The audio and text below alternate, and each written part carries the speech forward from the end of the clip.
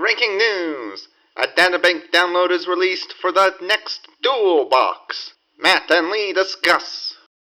Hello, everybody, and welcome back once again to a rapid, I'll do the air quotes again, rapid reactions. Astute viewers may notice that it seems like we recorded this immediately following our Cassian box, and that might be true.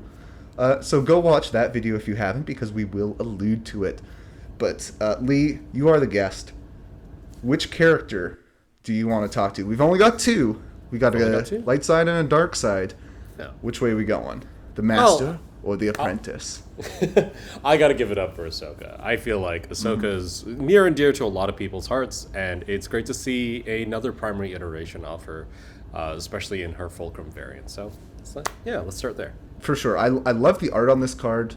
I mean, I think the aesthetic of like all the Ahsoka models are really cool. She's a very cool looking character. She's 8, and she gives 4 Force, which I think is the first time we've seen 4 Force on anyone except a 6 or a 7. And let's just go right into the unit card. A lot of stuff is going to look familiar from her other version.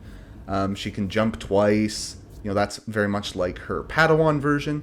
Riposte instead of deflect. Okay. Thematically, then I will avenge his death. It's kind of like This Is Where the Fun Begins, which is Anakin's ability, or maybe exactly like This Is Where the Fun Begins. But I really like that echo of her master's ability. Now, serious, especially the theming of the box is like her confronting her old master. So I think that's really cool. She just has different effects than Anakin when she wounds people. So she's going to get to refresh Force, which helps with the Force cost. Then she's potentially going to be able to refresh a second Force or jump somewhere else and make a new melee attack. So, not bad. Not bad. I'm not in love with the lack of tags on her. Force user like Rebel Alliance is a great tag to have, but I think a lot of people were hoping that she'd be a Spectre. I think for very good reasons she's not. I totally understand why they didn't make her a Spectre. But yeah, it would have been nice to see a little bit more tag synergy with her, but even I'm sitting here thinking, I don't really know what else I would give her that wouldn't be game-breaking. Yeah. I think it kind of comes back to this old problem that for us, as far as primaries, like if you don't move a friend and if you don't have diceless displacement, like the swing, she can do a couple attacks, so that helps with the swing.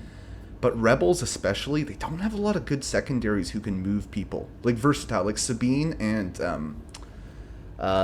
Wicket both can, but they're kind of situational in the kind of lists they want to be in due to tags.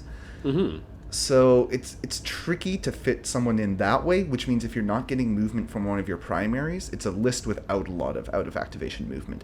Also, she's only 9 health, and that's not a lot, especially with Expose. You know, her defensive expertise, we'll see, it's not bad, it's kind of good, but in a world where Expose is so plentiful, that can go fast. Or just, Inferno Squad just boom, boom, boom, burns you down. With no repercussions because you don't have deflect anymore. And then all of a sudden her kit is crazy expensive. Because she's probably, especially out of deployment, like her first turn, she might be spending 4 Force on her first turn. Later in the game, you won't have to spend so much for the jump, but still.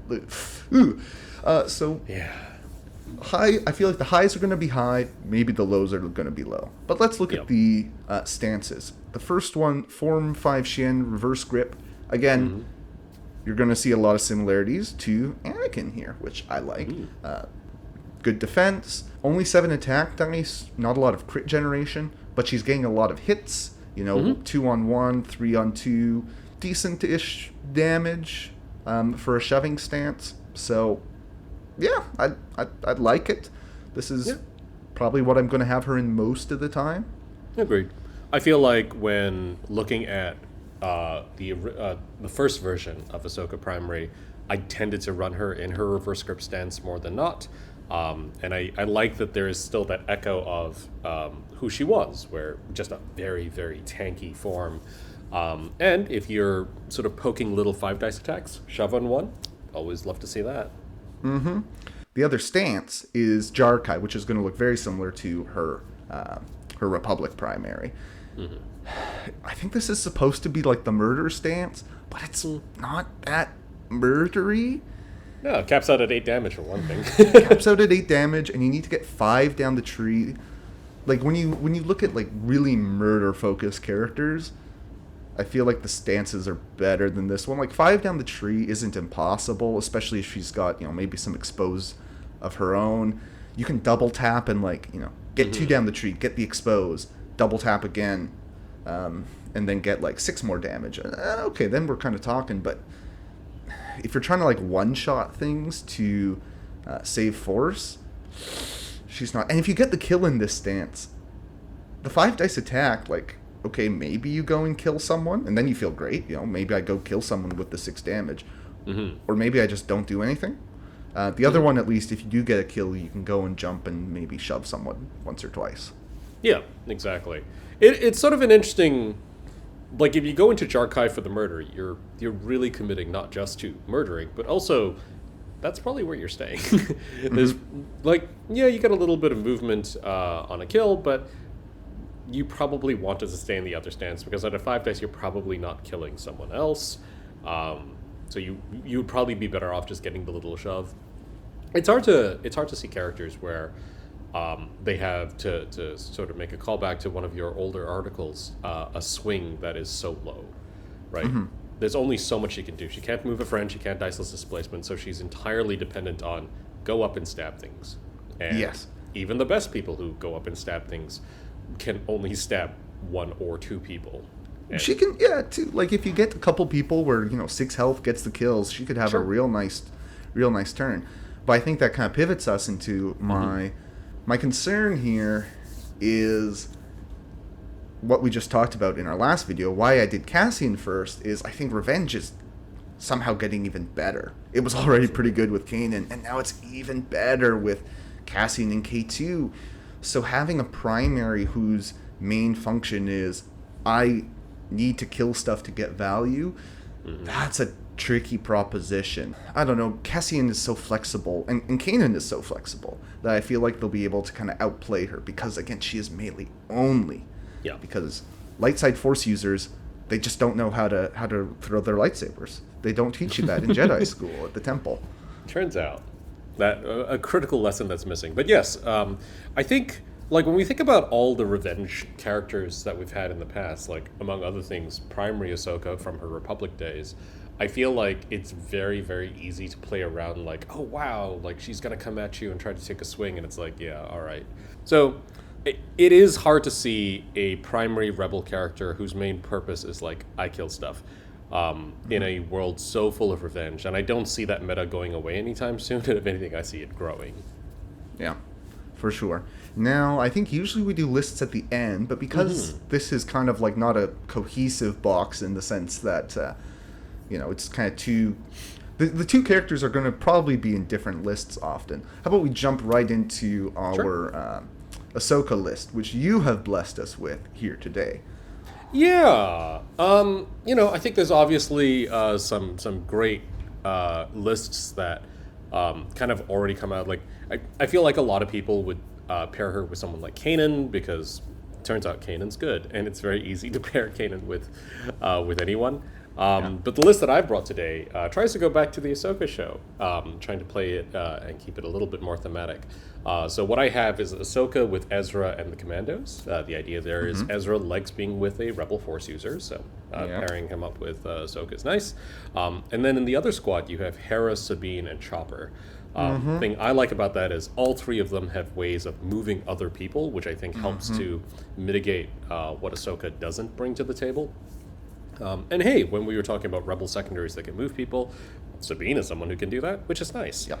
There are so many games I've played where I get Hera and then she flips 4 points for me, or like 3 points and I've already held 1, because she just makes so many things happen. And so I think when you pair that off with someone like, with Ahsoka, like, maybe she can be the beat stick in the list, and then you've just got a whole bunch of bodies that, like, control the board and, open up different possibilities. I do like that list, and it's kind of thematic. It's very thematic as well for the TV show. And, no notes. I like it. I like the direction you took there. Let's swap over now to the Master. People were saying, it was kind of obvious how they were going to make Ahsoka 3 different, because this is Rebel Ahsoka now. Vader 3, less obvious. We see now that they did it by making him a 5-cost support, because he is the fallen master, I guess. It's a little strange. Yes, a 5-cost secondary. Support would be crazy. He is not bringing any force like Shakti, but he does conditionally refresh force. He can kind of do Vader 2 things by removing damage and conditions and then dashing. He's got a Maul-like ability to kind of pull and expose someone, but he actually has to pay force instead of damage for it, so, that's a thing. I guess we should pause there for a second, because I think one issue with a lot of Empire lists is they lack good dice list displacement. Yeah. I mean, we have for the Empire on the supports, but it takes an action. Yeah. It's a get out of jail, not free. It's break glass in case of emergency. Actually, is probably what I'd say about that ability. Whereas this is a bit, it's a better dice list displacement ability. It's expensive, but you get what you pay for. So I think that's going to really help their lists. The power within will soon serve the Emperor. Conditionally, when you need it, strong. If that's the difference between flipping an objective or not, great. I don't think you're going to be using this every activation. You shouldn't plan to. If you're playing, I don't want to say well, but if things are kind of going properly, you shouldn't have to really be using this. And then protection, steadfast, impact 1, all very good things. Protection, steadfast, great. And he has just as much health as Ahsoka does at 9. Plus he has protection, so not a lot of stuff is one-shotting him, that's for sure. His stance, pretty strong. I guess Vader also doesn't know how to throw his lightsaber, so maybe I need to retract some earlier comments, but he's getting a good attack, fine defense. He punishes you for attacking him by sending damage back at you.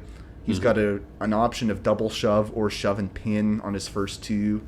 He can splash some damage. He can splash damage. He can get 8 damage, which for a secondary is pretty good. A lot of secondaries kind of top out at 7 damage, which takes a lot of one-shots off the table. Maybe this is hypocritical, because Ahsoka can do 8 damage, and I believe on 5 results as well. And it's like, well, we were just talking, but that's her whole thing. That's her deal. Versus, and she's a primary. Exactly. It's very different, I think, on Vader, who can do it, and he can also shove at the same time and do some conditions or whatnot. And again, he's a secondary.